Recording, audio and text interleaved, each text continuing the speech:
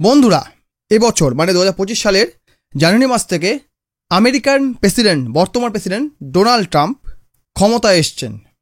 যবে থেকে উনি ক্ষমতায় এসছেন তবে থেকে উনি ট্যারিফ একটি নাটক শুরু করে দিয়েছেন। যবে থেকে উনি ট্যারিফ বলে একটি শব্দ বাজারে নিয়ে এসছেন তখন থেকে আমরা দেখছি বিশ্বের বিভিন্ন দেশ কেউ পা চাটছে, কেউ অনুকূল চাটছে, কেউ মাথা চাটছে, কেউ ট্যারিফ কমাচ্ছে।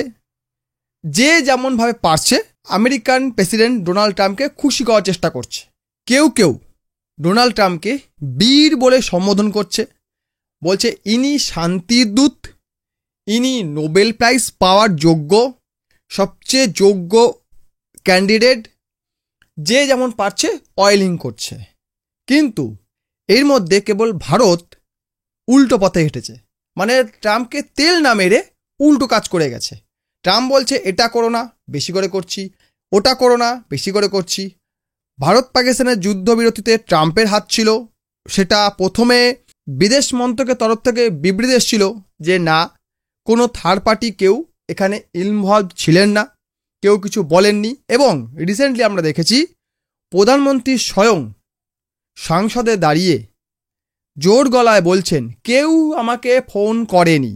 পাকিস্তান কাতর আর্জি জানিয়ে বলেছে আর মেরো না, সহ্য করতে পারছি না, সব জায়গায় লাল হয়ে গেছে, বসার পর্যন্ত অবস্থায় নেই, আমরা বসতে গেলেও পিছনে লাগছে, অতএব আর মেরো না, কত মারবে।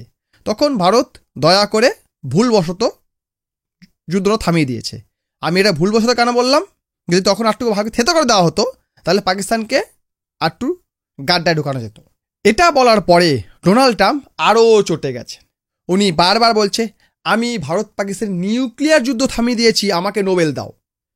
ভারতীয় প্রধানমন্ত্রী তাতে পুরো জল ঢেলে দিলেন। তারপর ট্রাম্প বাবাজি খেপে গিয়ে ভারতের উপর 25% ট্যারিফ চাপিয়ে দিয়েছে অলরেডি। সেটা আগামীকাল থেকে অ্যাক্টিভ হয়ে যাবে যদি তার মাঝখানে কিছু মিরাক্কেল না হয়। রাশিয়ান অয়েল কিনো না, ভারতকে কিনতে না করছে। ইরানিয়ান অয়েল কেনো না করছে কিনতে। ভারত কি করেছে, উল্টো সুরে গাইছে। জয়শঙ্কর এবং অজিত ডোভালকে রাশিয়া পাঠিয়ে দিয়েছে। ভারত পুরো ইউরোপিয়ান ইউনিয়নকে আমি বলবো আমেরিকার পাচাটা মাল, ওকে কোনো গুরুত্ব দেওয়া দরকার নেই। তাই ভারত আমেরিকা যা যা বলছে তার ঠিক বিপরীত কাজ করছে। আর এতে ডোনাল্ড ট্রাম্প চোটে লালা পিলা হিলা হয়ে গেছে। তাই ডোনাল্ড ট্রাম্প বলেই দিয়েছে 24 ঘন্টা সময় দিলাম, এর মধ্যে যদি তোমরা রাশিয়ান অয়েলের কেনা বন্ধ না করো তাহলে তোমাদেরকে বড় শাস্তি আমি দেব। তারই মাঝখানে খবর পাচ্ছি, একটা খবরে দেখছিলাম H1B ভিসা, আমেরিকান ভিসা ভারতীয়দের দেওয়া হবে না, আমেরিকা ভারতীয়দের ভিসা বন্ধ করে দেবে। এইসব বহু খবর মার্কেটে ঘুরে বেড়াচ্ছে। তার মাঝখানে একটা খবর পেলাম, কোন এক আমেরিকান রাজনৈতিক বিশেষজ্ঞ উনি বলছেন এটা করে আমেরিকার ক্ষতি হবে। ভারত আমেরিকা সবচেয়ে বিশ্বস্ত অ্যালাই, তার সঙ্গে বিশ্বাসঘাতকতা করলে ভবিষ্যতে আমেরিকারই ক্ষতি হবে, কারণ আমেরিকাকে কেউ বিশ্বাস করবে না। একটা দেশকে যদি বিশ্বাস না করলো সে তো কোণঠাসা হয়ে যাবে, কেউ তার কথা শুনবে না। বহু সালের কথা দাম নেই, আজকে এই কথা বলে কালকে সেই কথা বলে, কেউ বিশ্বাস করবে না। এই নিয়ে আমেরিকানরা চিন্তিত আছে, উনি এটা বলছিলেন। আর এই সব কিছু একজন মানে পৃথিবীর one of the most powerful country যাকে আমরা বলি বাংলাদেশ, তারা কিনা এটা অবজার্ভ করছে। এবং সেই সঙ্গে কিছু কাংলু বিশেষজ্ঞ বলছে বাবা ভারতের কি সাহস রে, বলছে রাশিয়ান তেল কিনো না, ওটাই কিনছে। আবার কেউ কেউ বলছে দম হতো ভারত জাসা, দেখো আমেরিকা বলছে সেটা সে করছে না।